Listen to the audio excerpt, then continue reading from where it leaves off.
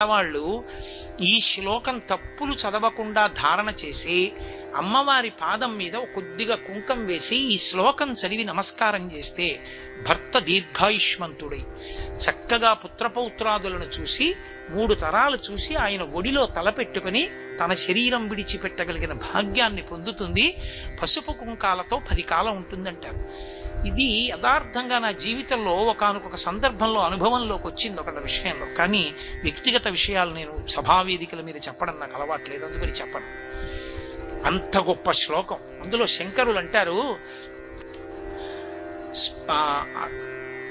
సుధామప్యాస్వాద్య ప్రతిభయ జరామృత్యుహరిణీం విపద్యంతే విశ్వే విధిమకముఖాత్యాది విశదః కరాళం యక్ష్వేళం కబళతవత కాలకలన నశంభోస్తన్మూలం తవ జనని తాటంక మహిమా.